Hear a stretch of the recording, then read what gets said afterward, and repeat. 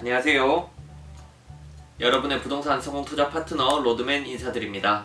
이번 영상에서는 등록 임대사업자들의 보증보험 의무가입에 대한 내용들을 간략하게 정리해 보았습니다. 최근에 등록 임대사업을 하고 계신 고객분들께서 보증보험 의무가입과 관련한 사항들을 많이들 문의를 주셨어요. 제 채널을 구독하시는 구독자님들에게 참고 자료가 되었으면 하는 마음에서 이렇게 영상을 제작하게 되었습니다. 그럼 자료를 함께 보면서 설명 이어가도록 하겠습니다.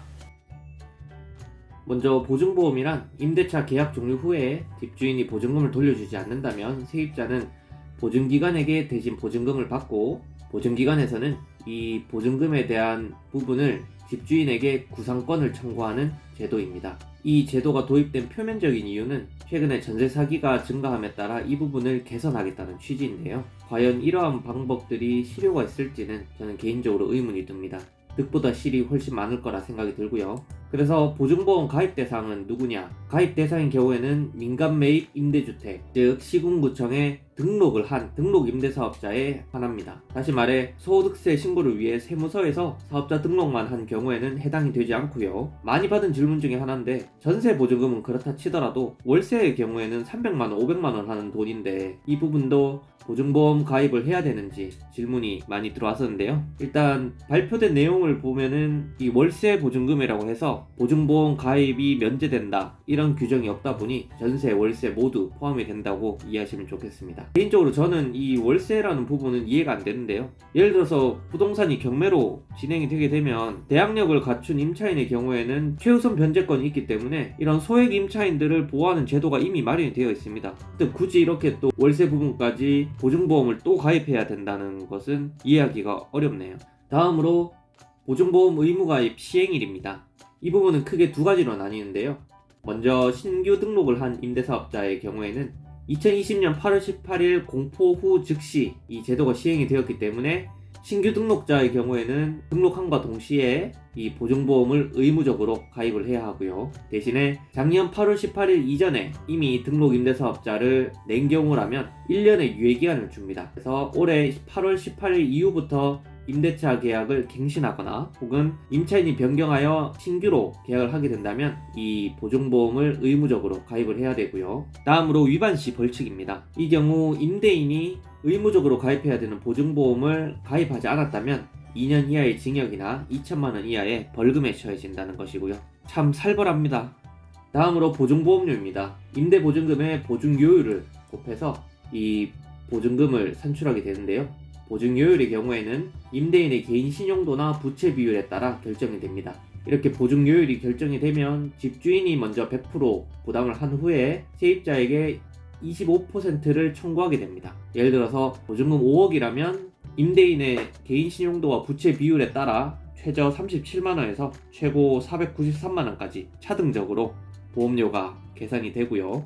다음으로 여섯 번째로 임차인이 보험료 부담을 하고 싶지 않다면 어떻게 해야 되는지에 대한 질문에 대해서 국토부 관계자가 답변을 한 내용입니다. 등록 임대사업자 등록주택이 아닌 집에 전월세를 구해야 한다고 하네요. 참 이렇게 무책임한 대답도 잘 없을 텐데 대단합니다.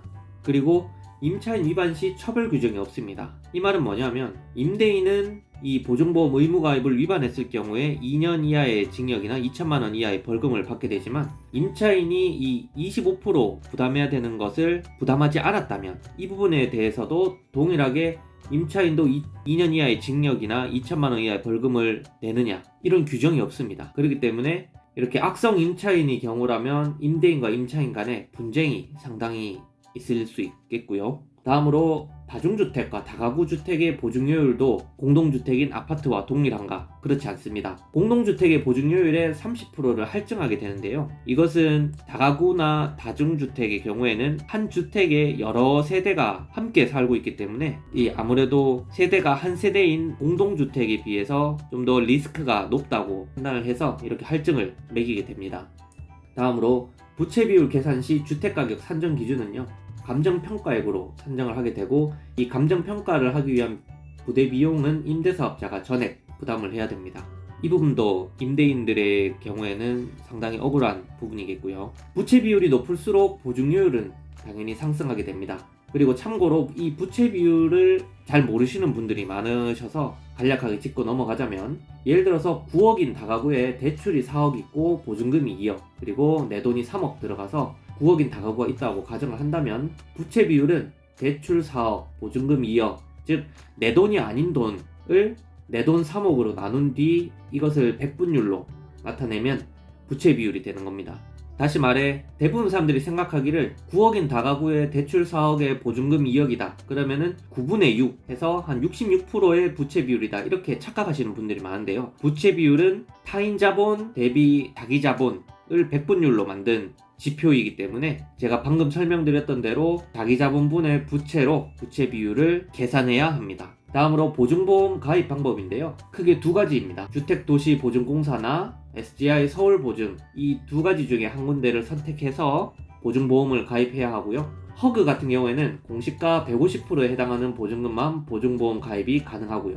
따라서 공시가가 낮다면 주변 시세보다 현저하게 낮은 전세금을 받아야 하는 사태가 벌어질 수도 있겠습니다. 위반 건축물의 경우에는 보증보험 가입 자체가 불가하기 때문에 이러한 경우에는 등록 임대사업자를 말소하거나 아니면 징역을 가야죠. 참 어이가 없습니다.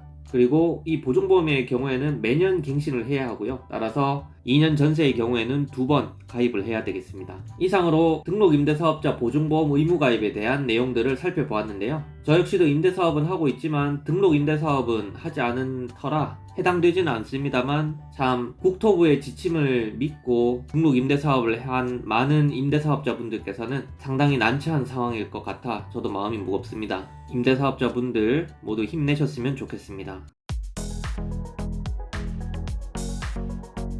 오늘 영상 어떠셨나요? 영상이 도움이 되셨으면 좋아요와 구독, 그리고 알람 설정 한 번씩 해주시고요. 항상 여러분들에게 좋은 부동산 정보들과 알짜 매물들을 소개해드리고 있는 로드맨TV의 김소장이었습니다. 앞으로도 더 좋은 정보들을 공유해드릴 수 있도록 최선을 다하겠습니다. 시청해주셔서 감사합니다.